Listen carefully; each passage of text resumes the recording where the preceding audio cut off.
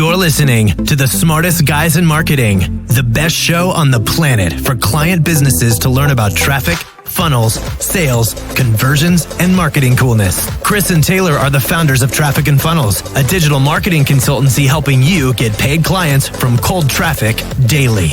Now, here are your hosts, Chris and Taylor. What's up, everybody? Taylor Welch and Chris Evans, the smartest guys in freaking marketing universe. The freaking marketing of the freaking world. Dude, Chris, tell me and everyone listening what that guy told you about my intros. Okay. You know exactly what I'm talking about. I don't know. He said, I only listen to the episodes that Taylor intros because I know those ones are going to be good. I think that's a dream you had when you were sick. Everybody loves my intros. Yeah, I have been sick and I'm back, but I'm back now, and that means we're getting down to business again. Vacation's over, Chris. I'm glad.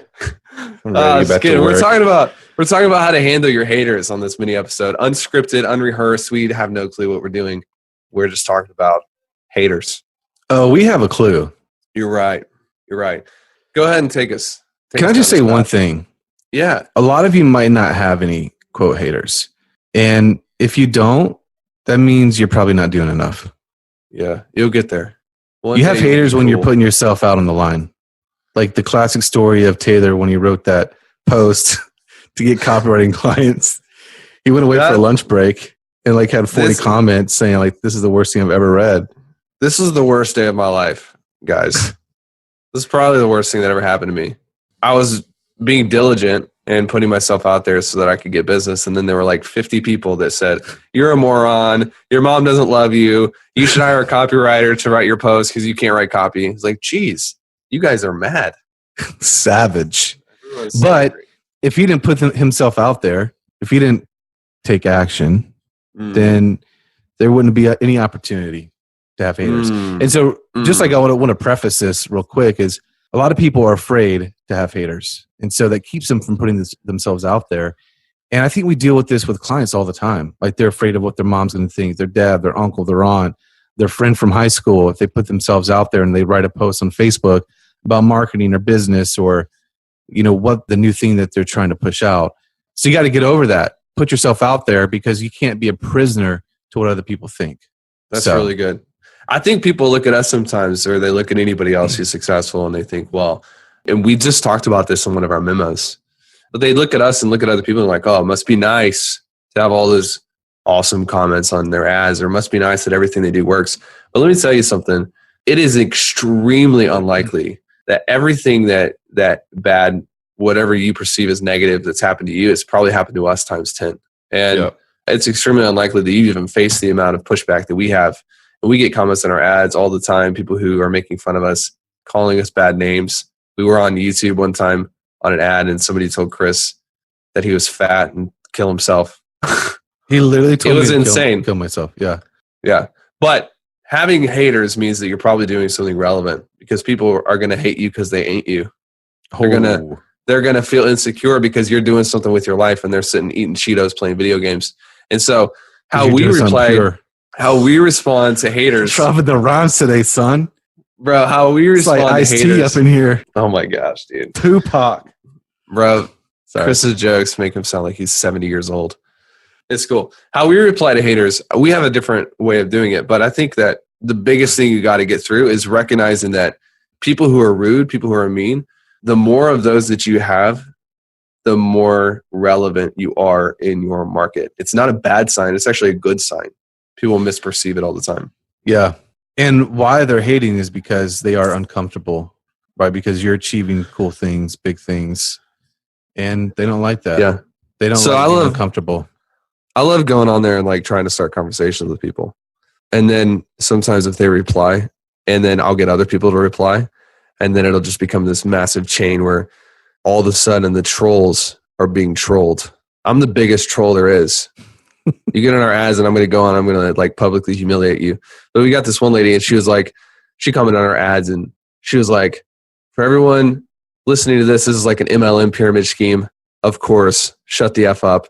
And I went in there and replied and I was like, if you're too stupid to know what a pyramid scheme is, you shouldn't broadcast it to the thousands of people we're showing ads on. And then people were like, oh, you're so stupid. Oh, and hopefully she didn't kill herself because that would be sad. But you know. Yeah. So that's the thing. Brings up a good point. How should you respond to haters? Because people like legitimately have this question. I'll just get on and I'll reply and I'll be like, naughty. Or, oh, with like a million H's. And they don't know what to do. And they're like, is this guy for real or does he have like a mental issue? It's awesome. And then Chris will go clean it up.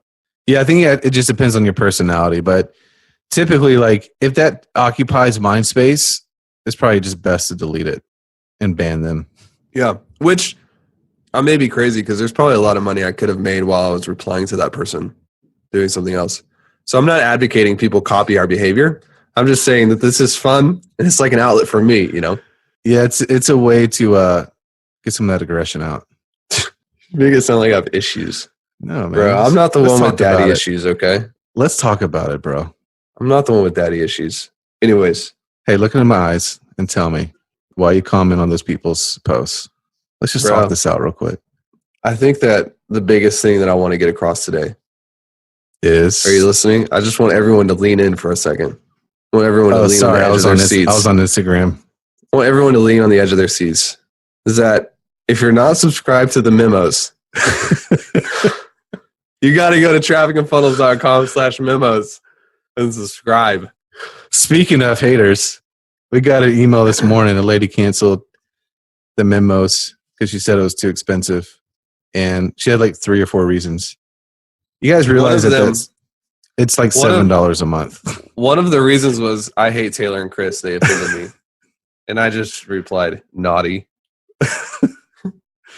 Yeah. You cannot take haters personally. So expect the haters and move on. Yeah. It's good for you. It's good for them. It's good for business. Be relevant. Get more haters. We'll all make money together. Hey, I just want to make one last statement. Is like, don't ever feel like anybody ever has a right to bully you.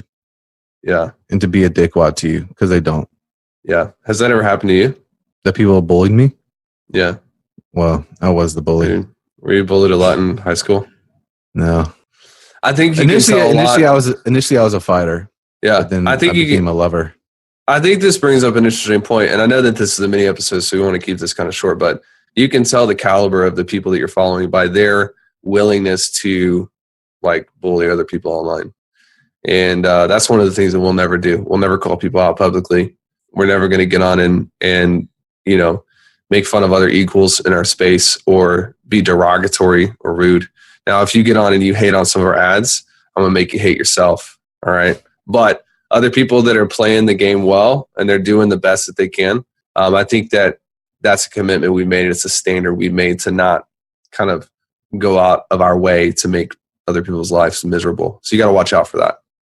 Yeah. And honestly, we don't really have time because we're focused on our game. Well, yeah, that's another thing. It's a whole other podcast. Cool. All right. We're out on this mini plus. All right, bro. Let me do you can let me do the outro too. Guys, we'll see you next. All you got to say is we'll see you next time. You want the intro and you want the outro. All you got to say is we'll see you next time. All right, next time you're just going to try to kick me off this podcast. Oh, you do. People have been asking for that, but whatever. Cool. Screw them. All right, see you guys. This is thepodcastfactory.com.